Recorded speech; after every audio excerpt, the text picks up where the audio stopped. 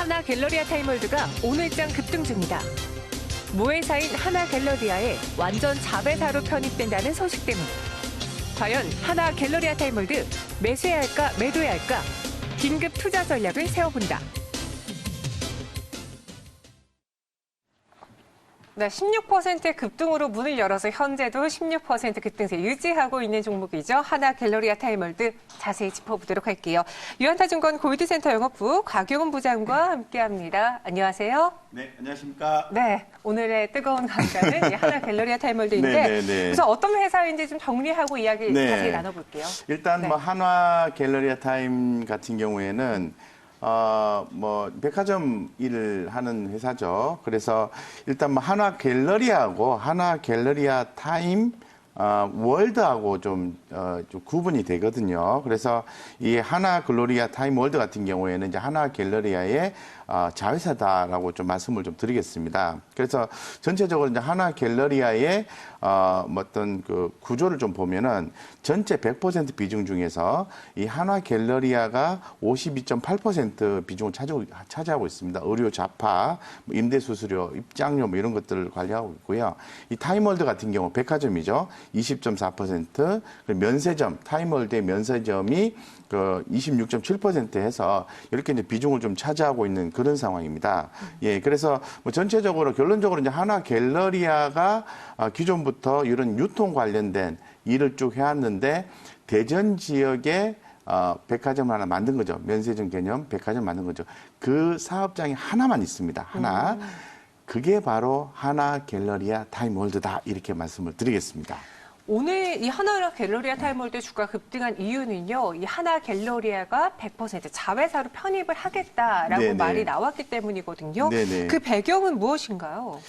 일단 뭐 그런 거죠. 이제 일단 유통업계가 좋지가 않습니다. 네. 예, 좋지가 않고 이제 경쟁 좀 심화가 되는 거죠. 곧 뭐 대전 지역에는 이제 하나 갤러리아 타임월드가 거의 독점하다시피 이렇게 좀 진행을 했었는데 2020년부터는 뭐 현대라든가 신세계 등 그 신규 진입이 예정되어 있습니다. 그래서 이런 어떤 경쟁 심화가 우려가 되는 상황에서 그래도 어떤 그 점유율, 매출 점유율 1위를 좀 유지 이상을 좀 하기 위해서 어떤 그 의사결정의 어떤 간소화라든가 또 이렇게 효율적인 경영 관리 전반적으로 이런 차원에서 이제 상장 폐지를 결정했다라고 말씀을 드릴 수 있을 것 같고요. 네. 뭐 그들이 이야기하는 것은 어떤 사업적 시너지 극대화를 통해서 기업 가치를 높이겠다라고 하는데 이미 상장 폐지가 되면은 개인 주주는 없게 되는 거니까 뭐 시너지를 높인다 하더라도 개인 주주 입장에서는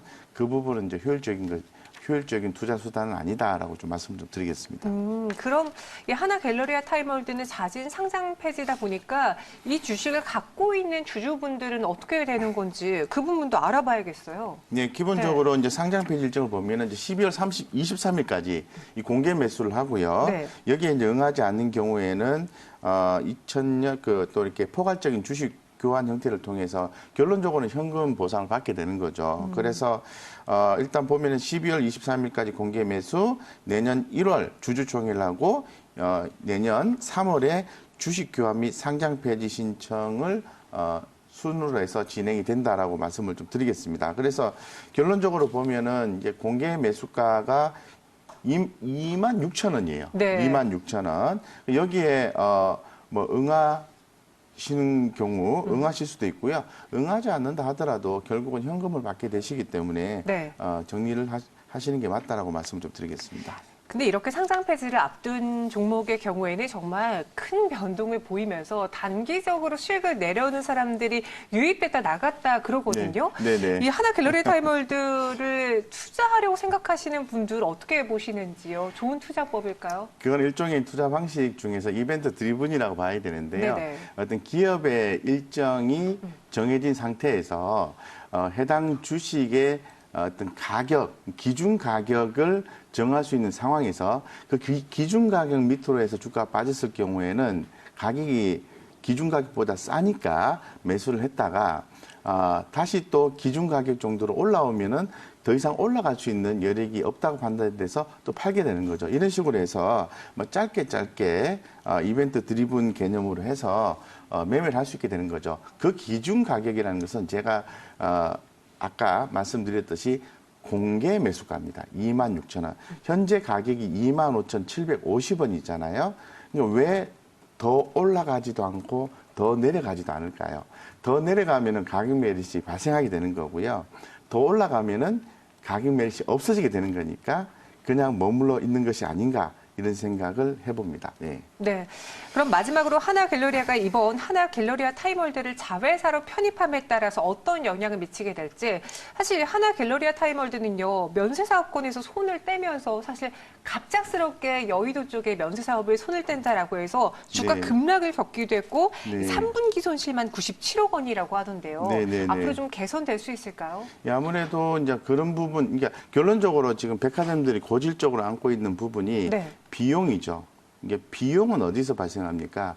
이제 어떤 영업이 잘 안 됨으로 인해서 이제 비용이 발생하게 되는데 임금을 또 줘야 되니까 그래서 이제 그러니까 장사가 잘 안 되는 영업이 잘 안 되는 기존 점포나 이런 것들을 이제 폐쇄하는 형태로 이제 갈 수밖에 없는 거죠. 그리고 또 염려하는 부분은 이 경쟁 심화죠. 이 경쟁 심화 이런 부분에 의해서 상당히 그 성장성에 걸림돌이 되고 있다라고 보는 거죠. 이런 부분들을 좀 이렇게 단계적으로 없애 나가고 향후에 이제 성장 가능성이 있는 온라인 쪽이라든가 네. 면세점 쪽이라든가 이런 쪽에 영향을 더 강화시키기 위해서 진행하는 하나의 과정에서 나오는 결정이지 않느냐 이렇게 좀 생각을 하고 있습니다. 만일 수익이 잘 나온다면 이쪽에서 손을 떼지 않았겠죠. 그 말은 즉슨 지금 유통업계가 그만큼 힘들다라는 것인데 네. 하나갤러리아 타임월드를 제외하고 보더라도 롯데라든가 신세계, 현대 많은 백화점과 면세점을 운영하고 있는 이 유통주들 네. 전체적으로 부정적으로 봐야 되는 겁니까? 마지막 투자 전략 세워보도록 하죠. 일단 뭐 네. 3사를 봐야 되는데요. 뭐 현대백화점이라든가 신세계 그리고 또 현대백화점, 롯데쇼핑 이렇게 3사를 보는 게 맞는 것 같습니다. 그래서 이 3사의 공통적인 전망은 내용부터 말씀드리면은 비용 부담이 되는 부분을 없애고 있는 과정이다라고 말씀을 드릴 수 있을 것 같고 잘 안 되는 점포를 축소를 하고 온라인 비즈니스를 좀 확대를 하고 특히나 더 이 면세점 부분에서 좀 더 좀 이 턴어라운드를 기대하기 위해서 좀 애를 쓰고 있다라고 말씀을 좀 드리겠습니다. 그래서 뭐 국내 할인점이라든가 이런 어떤 여러 가지 이제 그 돈 되는 사업 쪽으로 해서 좀 진행이 되고 있는데 롯데, 현대백화점 그리고 뭐 이런 같은 경우에는 주가 가격이 많이 싸죠. 많이 싼데 우리 투자자 입장에서 봤을 때는 지금 뭐 신세계까지 포함이 돼야 되겠죠. 아직 모멘텀이 좀 주어지기는 좀 부족하다. 전망은 많이 빠져 있고 앞으로 뭐 조금 나아지지 않을까 이 정도까지는 전망을 하고 있는데 바로 접근하기에는 조금 어려움이 있는 것 같아요. 2020년에도 꾸준히 실적 성장이 나올 것이다라고 얘기하는데 그 부분에 대해서는 이제 좀 더 좀 지켜보고 조금 보수적 관점에서 보시다가 어느 순간인가 특히 면세점 쪽에 이야기가 많이 나올 때는 네. 접근해서 좋다고 말씀을 드리고 마지막으로 하나갤러리아 타임월드 같은 경우에 좀 관심 갖고 계신 분 입장에서 제가 한 말씀을 드리면은 기회비용 25,750원이잖아요. 26,000원 공개 매수가지 않습니까? 그러면 여기에서 1%, 2% 먹으려고 이렇게 매매를 하는 것보다는 조금 더 주가가 많이 빠져 있고 내년에 또 성장성을 많이 확보가 되고 기대하는 종목들이 많이 있지 않습니까? 그런 쪽에서 다시 또 투자를 해서 성과를 내시는 게 훨씬 좋다. 기회비용 차원에서는 제가 볼 때는 일단은 종목에서 빠져나와서 다른 종목에 접근하시는 게 더 바람직하다라고 말씀드리겠습니다. 네, 알겠습니다. 이렇게 곽영훈 부장과 함께했어요. 오늘 말씀 고맙습니다.